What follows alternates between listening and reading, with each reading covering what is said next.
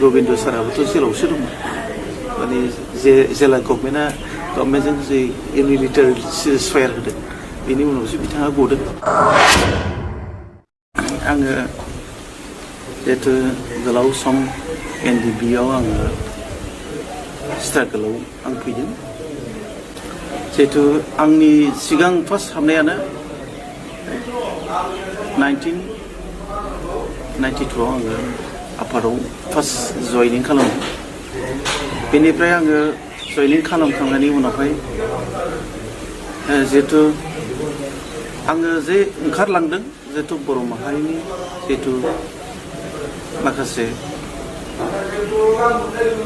गोदोसोनाय बायदि रल लाबोनो गोनां जादों। जिहेतु माने जिहेतु बुंनो थाङोब्ला वेस्टार्न कमान्डआव NDB-आ जों 6 जनल'मोन। 6 जनाव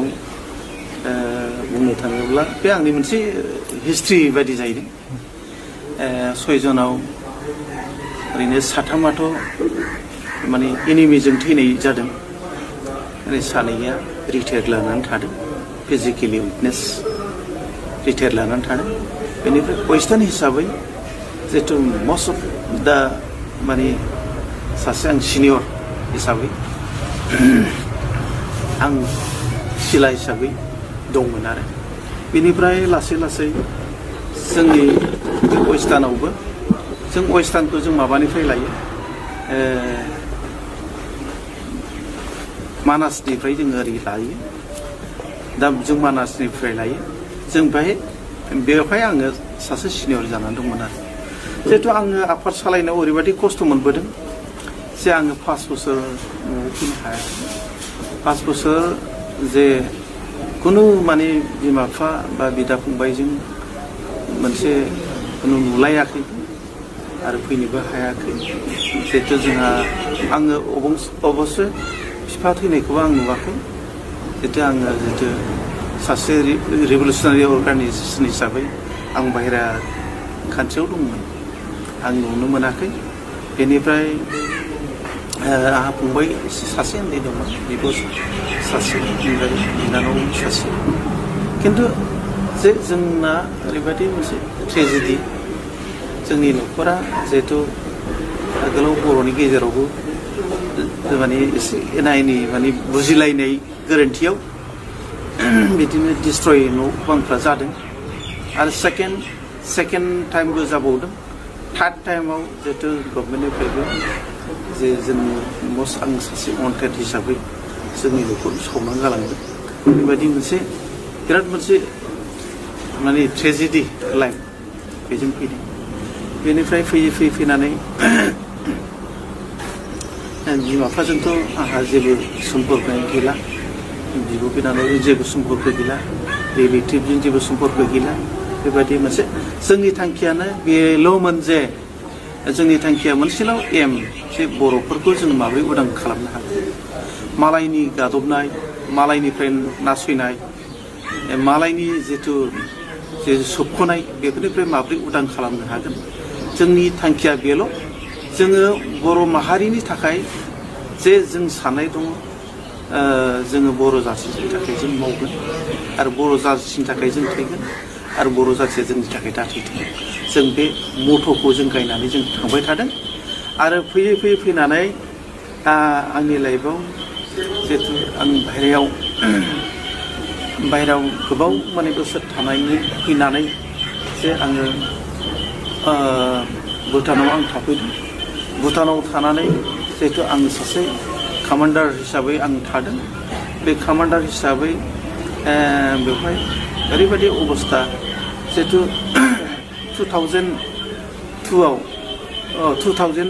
2000आव मोनसे माने भुटाननिफ्राय सासे भुटाननि जिहेतु जों खाथियाव थायो हिसाबै जिहेतु इन्डियान गभर्नमेन्टनिफ्राय 2002आव मोनसे जिहेतु बेवहायबो मोनसे सरकार दंमोन जे BJP गभर्नमेन्ट दंमोन। बे समाव माने नर्थ इस्टनि जितु इन्सार्जेन्सि जे प्रब्लेम, बे प्रब्लेमफोरखौ माने सुस्रांनांगौ होननानै बेसिकेलि माने बर'फोरनि समस्याखौ बांसिन समाधान खालामनायनि मोनसे हाबाफारि लादोंमोन। बेवहाय बुंनो थाङोब्ला रुंसारि जानाय दानि थांनाय गिबि मन्त्रि जोंनि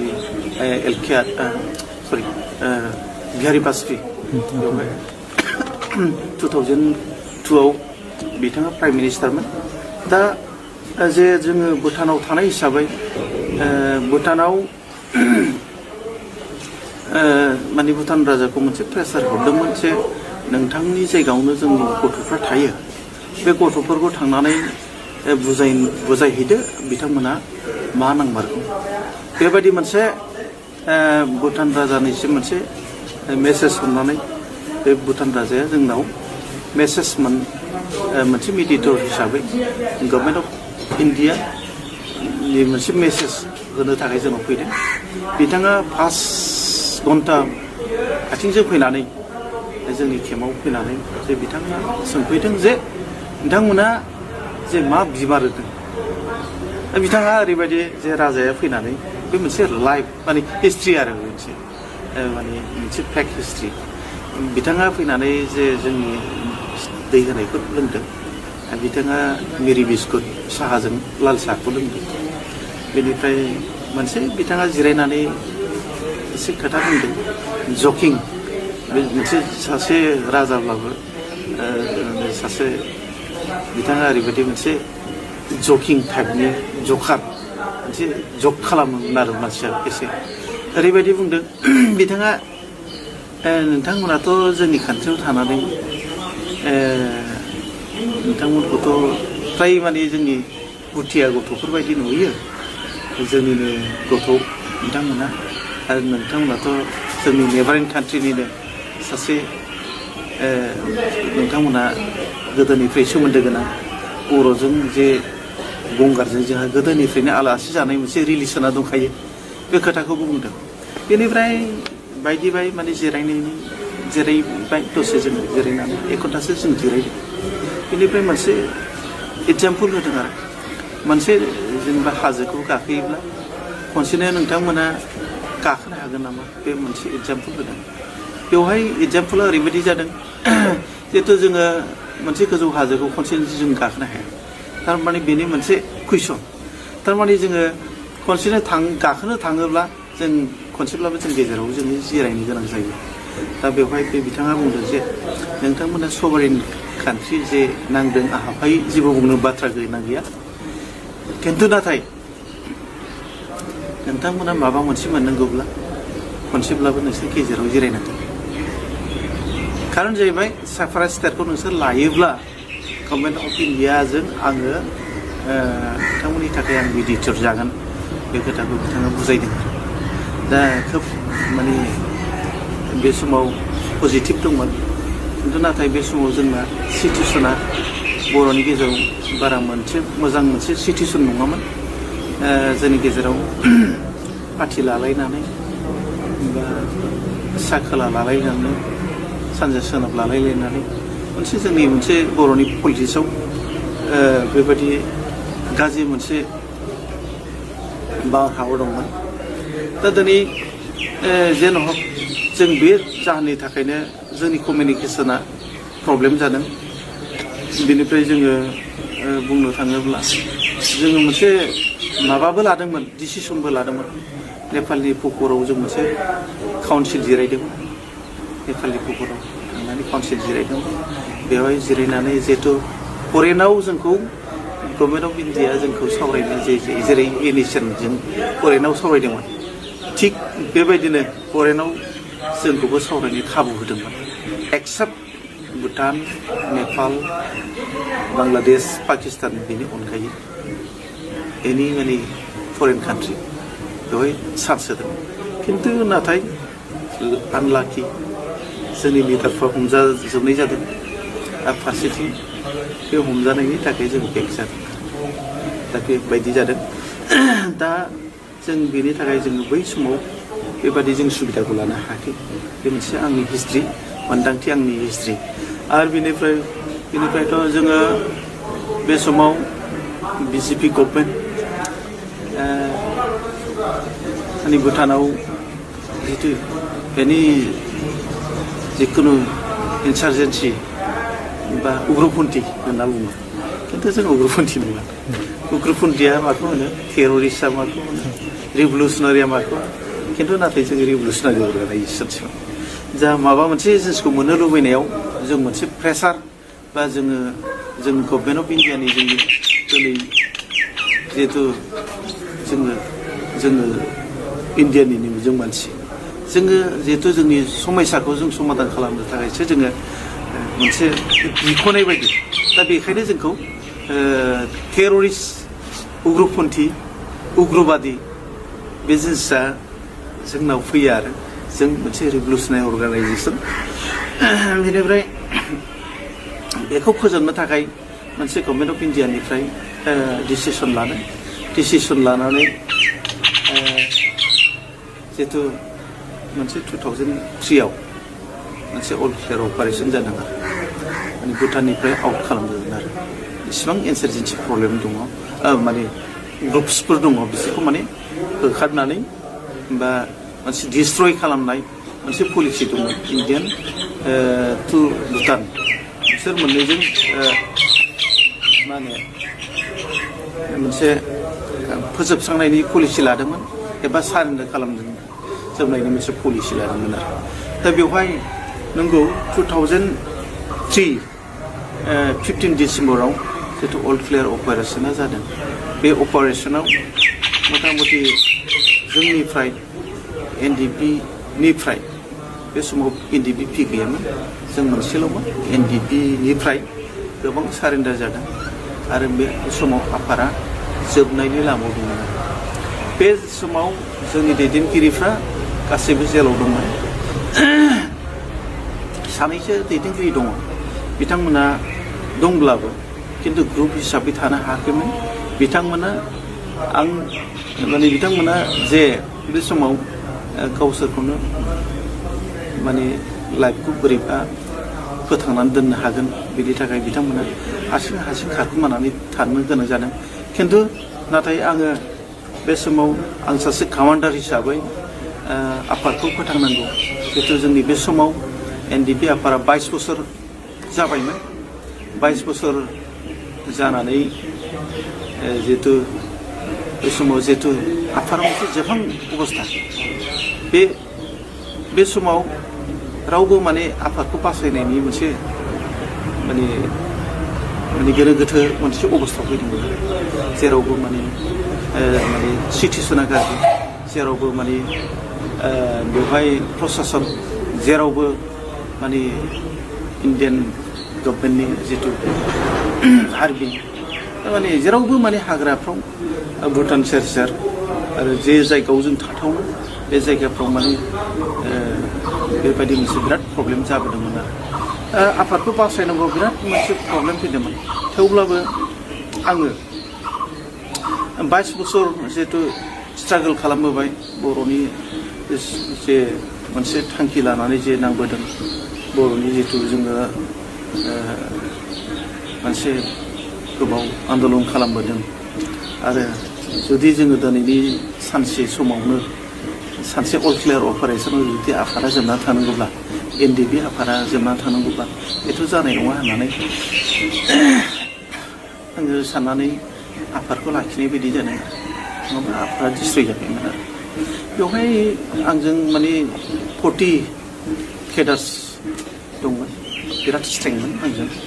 बे 40 केडार्सखौनो लानानै आङो 2003 उनावहाय आङो आफादखौ लासै आं कमान्डार मोनसे रल लानानै आफादखौ फेहेरबोनो हादों आरो दिनै फैनानै बेबायदि अबस्था बे समावथ' आंहा मेरिज जाबायमोन खिन्थु गथ' सासे दंमोन गथ' उन्दै आङो बिराद माने ट्रेजेडि न'आवबो फैनो हाया हाबा जानायनिफ्राय आं न'आव फैनो हायाखै बेबायदि अबस्था लाइफ जिहेतु माने आंनि हिन्जावाथ' न'आव थानो हायामोन मालायनाव बिदि सैमा बायदि होखारजायो बिदिनो आं सानदों आरो बे मोनसे खोथाखौ आं सिन्था खालामो जेनेबा जाय मानसिया रिभलुसनारि खालामो बे मानसिखौ गाज्रि होनो जाय मानसिया जाथिनि मावगोन बेबायदि मानसिखौ माने गाज्रि होननानै सानो समाव आरो खिन्थु नाथाय समस्या समाधान जायोब्ला बिथाङा मोजां जायो खिन्थु आं बे जिनिसखौ मोनबोदों आरो जों दिनै जाम्बाबो होनजादों आरो दिनै बे एसेल' मानसिखौ लानानै मा रिभलुसन खालामगोन माबादि संगठन सालायगोन जों बेफोरबायदिबो बुंजादों माने जोङो ओरैबायदिबो जादों जिहेथु गभर्नमेन्ट साइडनिफ्राय जिहेतु जोंखौ माने बिराद सारेन्डार खालामनायनिबो पलिसि लादों नाथाय जोङो जिहेतु आंहा फेमिलि दं हिसाबै आंखौ बायपस खालामनो नागिरदोंमोन नाथाय हायाखै खिन्थु आंनाव मोनसे जिद दङ मोनसे स्टेन्ड दङ बे स्टेन्डआ आंना बिराद गोरा जिहेतु आङो माब्लाबाबो आंखौ स्टेन्डनिफ्राय बा आंनि टारगेटनिफ्राय बा जोंनि एमनिफ्राय बर' जाथिनि एमनि मोनसे थांखि लानायनिफ्राय आंखौ दोरोद होनो हाया आंखौ थाखाजों बायनो हाया आरो फैसाजोंबो बायनो हाया आं स्टेन्डनिफ्राय आङो 1 इंसिबो आं दोरोदा आं बे स्टेन्डखौ लानानै आं फैदों हाजारखि मानो बुङा मानो जोंखौ बायदिसिना बुङा माने जोंखौ जाम्बानो होना माने एसेल' संख्याखौ लानानै मा रिभलुसन खालामगोन बे खोथाखौ बुङा मानो आं खोनासंबोआखै आंनि संगठनखौ आं सालायबोबाय थादों आं बुहुद खस्थ' मोनदों जों दै मोनलोङाखै जेनेबा जोङो जानाय लोंनायनि प्रब्लेमाथ' जोङो मालाबा ओंखाम मोनजायो संख्रि गैया फानलु गैया मालाबा हाग्रानि मैगं जानानै थायो आरो मालाबा बिदिनो हाग्रानि जानला मोनला फिथाइ सामथाइ जानानै थायो बेबायदि अबस्था आरो रिभलुसनारियाव बे जाखायो जाथिनि मावनो थाङोब्ला नोङो गासिबो समस्त माबाखौ रुजुनो गोनां जायो बजाखौ रुजुनो गोनां जायो बिबानखौ रुजुनो गोनां जायो जोङो खिन्थु सासे जोङो एकदम माने पियर सासे जोङो बुंनाय बायदिसो जायो जों सासे रिभलुसनारिनिफ्राय जों फैनाय सासे बेक्ति आरो आङो बेखौ गोसोखाङो आरो जेनेबा जोंनि गेजेराव माखासे बिराद 2000आवथ' माने सिजफायार जाबाय 2000आव सिजफायार जानानै जोङो जयैनो दंमोन बिदि धिरेन नङामोन बिदि सावरायग्रा गैयामोन बिदि आर गैयामोन सोरबा बिदि गबिन्द पि गैयामोन जों एखेमोन खिन्थु 2005आव सिजफायार जानायाव जों जयैनो दंमोन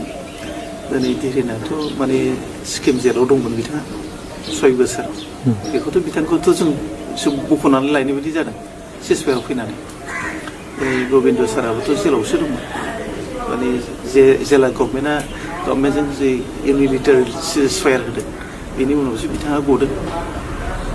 बेनिफ्राय माने मथा मथि माने लिडारफ्रानो गैयामोन दा बेबायदि अबस्था